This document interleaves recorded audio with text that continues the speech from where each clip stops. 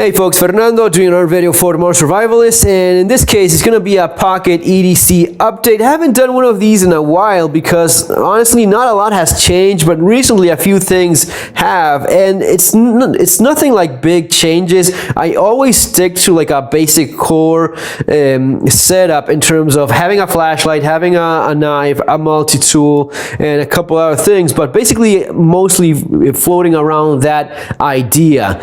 Before I go on, remember, if you're interested in my take on survival and preparedness, especially for this sort of stuff, EDC and such, street survival skills, I think it's maybe one of the best ways to get some of this information and on a practical and realistic level, and the Modern Survival Manual, Surviving the Economic Collapse, based on my experience of the 2001 economic collapse in Argentina. So having said that, why is it that EDC is so important? Well, I think it's critical because these are the things you're going to be having when you need them the most.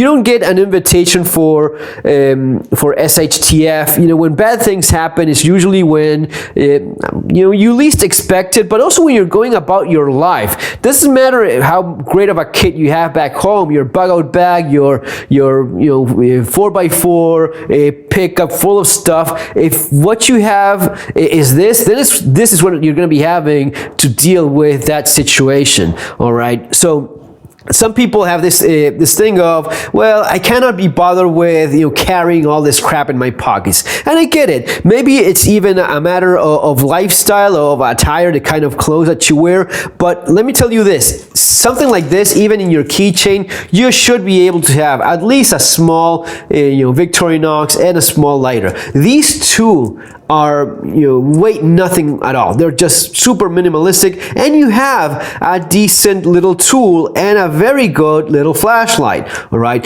maybe the flashlight is the biggest upset of all, because for the size of it, and I'll leave the links below for some of this stuff. This is a Night Core, don't remember what model, I think it's the Tiki model. This is super bright. Not only that, it has a couple of features like a moonlight mode, which will last for several hours. It also has this this sort of function where you can turn on the side LED. This is a UV light for detecting counterfeit bills and a couple of other uses that you have for UV. And then you have this high rendering color LED, basically like a warmer LED. And this one also works as a strobe, which is great for signal if something bad ever happens. So a lot of the stuff that you see in terms of survival and preparedness, especially when it flows around the bushcraft thing, sometimes you see things that are not all that realistic. And I'm all for, fooling around sometimes, having a good time, especially with the zombie stuff. But whenever I see one of these guys that goes all bushcraft on you and starts talking about how he's going to be surviving in the forest when the shit hits the fan and the world ends, I think that's even more unrealistic, more childish than the zombie thing. At least the zombie thing, we all know it's just a big joke and we just have fun with that. But these guys honestly think they're going to be surviving in the wilderness. Wilderness survival is a thing, and it has its place, especially for a military escape and evasion kind of situation. Other than that, really, normal people, and even people that have a very active lifestyle and travel a lot and have a lot of time outdoors, even those people will certainly never find themselves days away from civilization.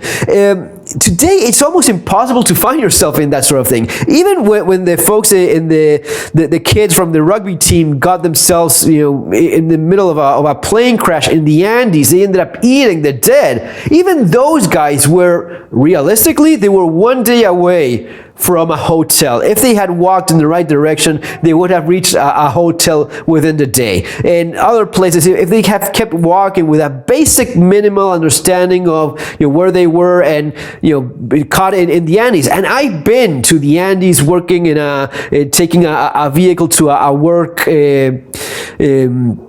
work site where they were actually building the road between Chile and Argentina, over 5,000 meters above sea level. There's nothing alive there, so I get it. But if you keep on walking, you will reach civilization. That's simply the way it is. Now, sometimes you cannot walk because you've been hurt, you're injured. That's where signaling comes into place. So whenever you see folks talking about this sort of stuff, your EDC flashlight, in an emergency, in a disaster, your flashlight is going to be a signaling device. That's why I keep a whistle attached to it. So in terms of my EDC, not a lot has changed, but a little tweaks here and there. In terms of flashlight, this is a ThruNite T10T titanium, very bright. So for folks that think that you have a cell phone and you have a flashlight, guys, a cell phone is not a flashlight. It hasn't got the same power, hasn't got the same throw, and you're going to be eating up a valuable resource in your cell phone when, just get yourself a simple flashlight and that's it. For a minimalistic kit, something like this. This is a Victorinox Manager, Tiki. I also have, this is my car key, so you have a Rescue Me tool. This allows you to break the glass with a little bit of pressure, and you have this for cutting the seat belts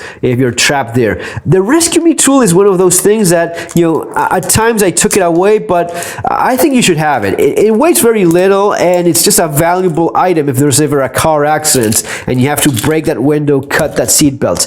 Multi-tool, I'm a big fan of the Leatherman Charge TTI. Basically the same as the Wave, just a little bit of a nicer handle with that titanium scale and nicer steel in the blade. This S30V holds an edge longer, but it's a little bit harder to sharpen as well. Maybe one of the bigger things I'm exploring these days is usually I will have a folder, and these last few years it's been the Zero Tolerance 0630, which is a fantastic knife, titanium, great steel, great design by Ernie Emerson with a self-deployment blade. It just goes out of the pocket and deploys on its own, but it still needs to be deployed. So with the KABAR TDI, what I have here, this is the Investigator model. I don't know, I'll leave the link for this as well, but basically one of their TDIs. The advantage here is that you don't have to deploy anything. So here it is, bring out of the pocket, open, cut. Or thanks to the Wave feature, it opens automatically as you pull it out, but it still needs to deploy. It's something else that could go wrong. Here, it's in the sheath. You just pull it out and you cut. You don't have to open anything. It's just a simple fixed blade carried in the holster. Very much like reminiscent of what would be like a handgun, if that's the kind of thing you're used to training with. You carry it inside the waistband maybe even, or just behind the belt with this, and bring it out, cut, done. A fantastic retention, by the way. Someone was asking about how good retention is this. Great. You just completely wrap your hand around it and it's not going anywhere. I think it's I'm trying it out, but I feel very positive about it. I think it's a great idea. What else? Well, basically the same stuff as always. These days with COVID, depending on where I'm going, if I need one of these surgical masks just to comply with whatever bullshit, I will use it. Now, if I'm in a place where I feel I'm going indoors and there's a lot of people and I want to really protect myself, I'll use a real mask. I'll use like a M3 mask with FFP3 filter, something that really gives you protection, because that's what I feel like doing based on my good judgment and the information I have, the place I'm going. But one thing for complying, the crappy surgical mask that is basically useless, or a real mask for when I feel I need it. Well, it's same as always, just having a good amount of cash in there and some coins there in the pocket and important cards. In terms of watch, it's been this G-Shock that I've been carrying lately. It is the retro model that I like. It looks pretty nice, but completely honest, I still feel that this is much better. The Pro Trek, it is more comfortable, it is easy to get on and off, titanium, super light, a bunch of functions, solar. You just cannot go wrong with this model. I'll leave links for this as well. This one also, this has that nostalgic appeal from the 80s or whenever it was that this came up. But yeah, that's it.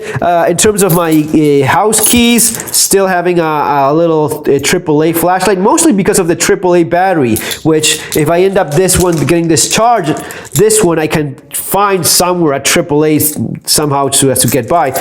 Peanut lighter, Pico pry bar, and the Manager, which is a great little multi-tool. So yeah, that's basically it. I'm still looking for a good pair of sunglasses glasses because my Wileys have crapped on me. They're just peeling off the, the exterior layer, whatever that is. But that's it, folks. I hope you enjoyed this little video. Remember, all this stuff will be linked there below. Take care. Have an awesome day. See you next time.